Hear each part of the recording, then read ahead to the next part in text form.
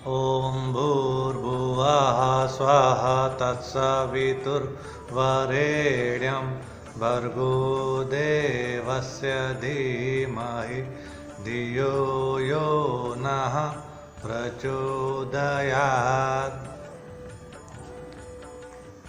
आप लोगों को गायत्री मंत्र का अर्थ पता है? आइए बताते हैं।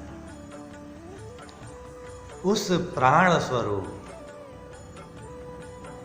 दुख नाशक, सुख स्वरूप, श्रेष्ठ, तेजस्वी परम आत्मा को हम अपने अंतःकरण में धारण करें। वह परमात्मा हमारी बुद्धि को सन्मार्ग में प्रेरित करें। ये है गायत्री मंत्र का अर्थ। परमात्मा, उनको हमें अंतःकरण में धारण करना पड़ता है, प्रयास करना पड़ता है, परिश्रम करना पड़ता है।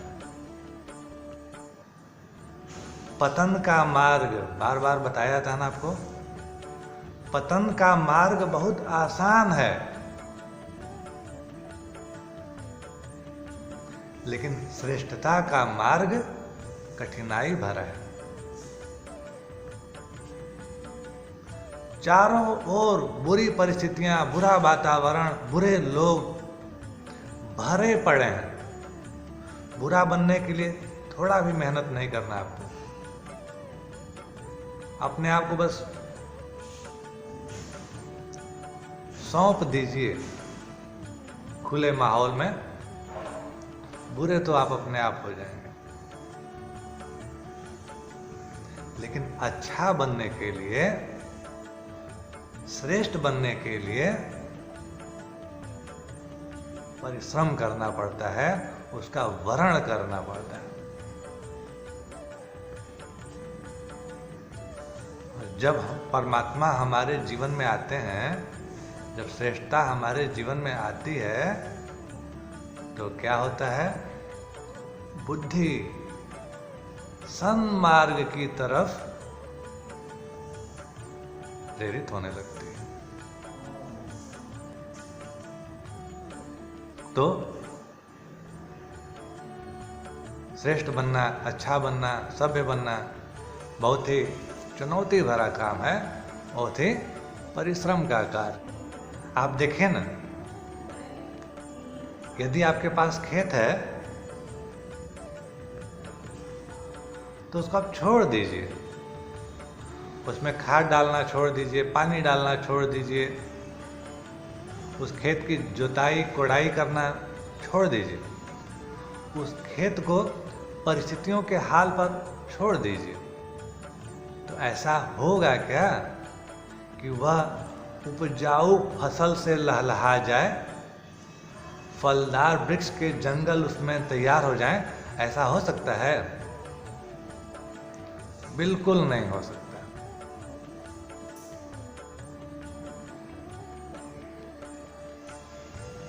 झाड़ियों भरी, कांटों भरी वनस्पतियां उसमें उग जाएंगी, लेकिन अगर आपको गेहूं, जौ, दाल, इस तरह की चीजें अगर आपको पानी है, तो आपको उस खेत में परिश्रम करना पड़ेगा। इसी तरह का हमारा यह शरीर भी है। इस शरीर से यदि आपको श्रेष्ठ कार्य लेना है, इस शरीर को अगर आपको इज्जत, प्रतिष्ठा, मान, मर्यादा देनी है, यदि शरीर को सम्मान देना है, तो परमात्मा को धारण करना पड़ेगा। और जब परमात्मा हमारे जीवन में आएंगे, तो हमारी बुद्धि सन्मार्ग की तरफ अपने आप चलने लगेगी। सब बुद्धि का ही खेल तो है। अगर बुद्धि भ्रष्ट हो गई तो जो कार्य हैं वो सब कुछ क्या होंगे, गलत होंगे। और अगर बुद्धि श्रेष्ठ हो गई तो क्या होगा, अच्छे और बुरे का पहचान होने लगेगा, सही और गलत का पहचान होने लगेगा।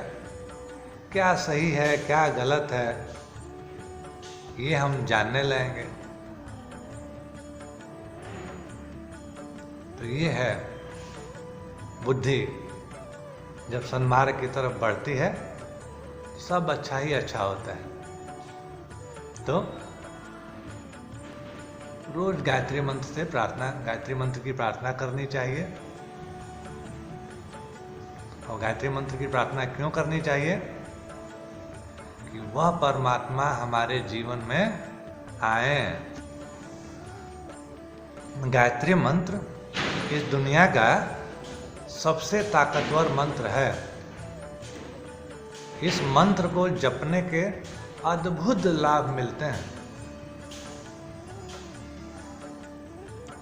जो नित्य गायत्री मंत्र का जप करता है उसकी बुद्धि सन्मार्ग की तरफ तो प्रेरित होती है, 7 लाभ और मिलते हैं। वह क्या संकेत हैं जो हमें बताते हैं कि गायत्री मंत्र हमारे जीवन में आ रहा है? आपको पता है? आइए बताते हैं।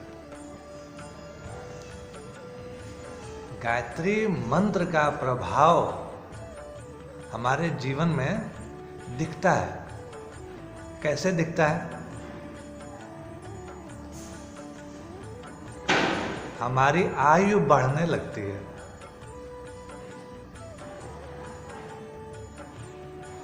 गायत्री मंत्र जपने वाला अपने जीवन में जो भी संकल्प लेता है उसको इस ढंग की आयु मिलती है कि वह अपने संकल्पों को पूर्ण कर सके। पहला लाभ ये होता है गायत्री मंत्र जपने से। दूसरा लाभ है प्राण। हमारा ये जो शरीर संचालित हो रहा है यह प्राण की वजह से ही संचालित हो रहा है। हम ताकतवर दिखाई देते हैं, स्वस्थ दिखाई देते हैं, हमारा शरीर चमकदार दिखाई देता है, हम प्रसन्न दिखाई देते हैं। किसकी वजह से? प्राण की वजह से। शरीर में दवाइयाँ भी तभी फायदा करती हैं, लाभ पहुंचाती हैं जब शरीर में प्राण तत्व होता है। तो जो गायत्री मंत्र का जप करता है उसको प्राण मिलता है। तीसरा लाभ क्या है? क्षण क्षण पर, पग पग पर हमें अपने जीवन को संचालित करने के लिए लोगों की जरूरत पड़ती है।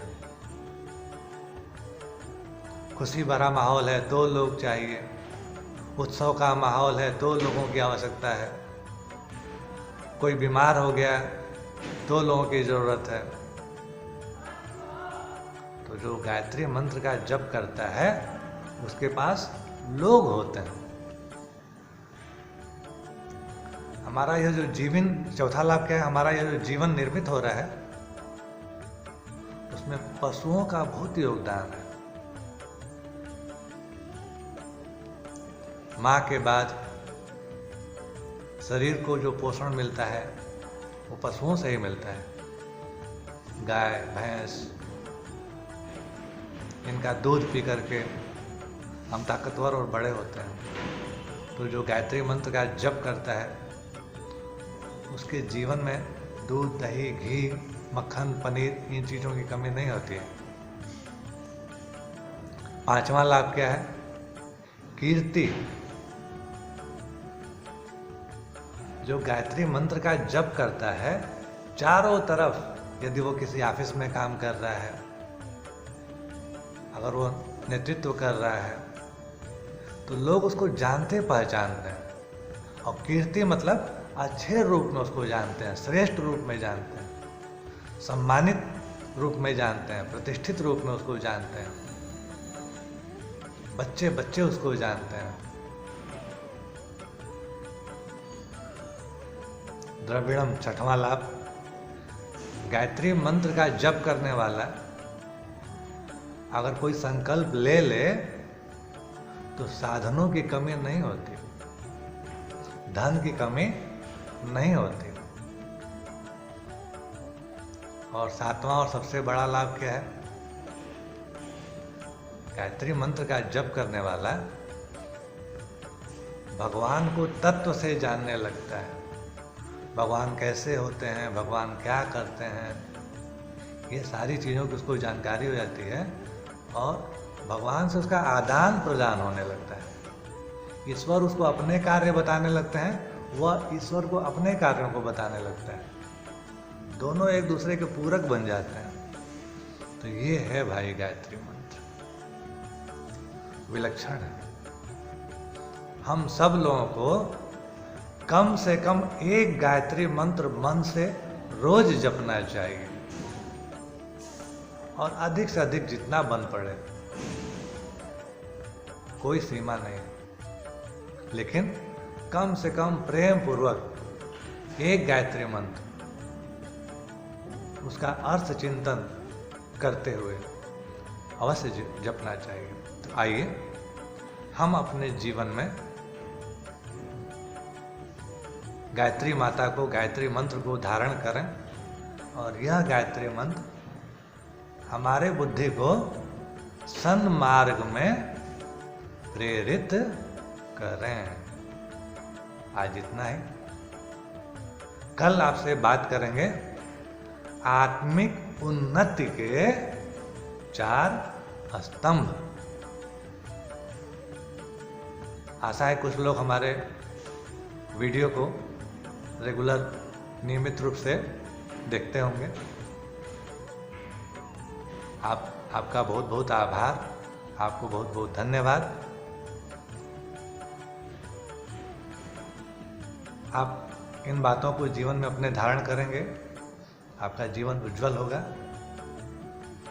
और इन बातों को किसी और तक भी पहुंचा दीजिए, जाने अनजाने में वो भी कुछ न कुछ अंश देखेगा इस वीडियो का, जरूर लाभ मिलेगा और उसका भी जीवन अच्छा बनेगा और आप पुण्य के भागीदार बनेंगे। बहुत बहुत धन्यवाद। कल मिलते हैं।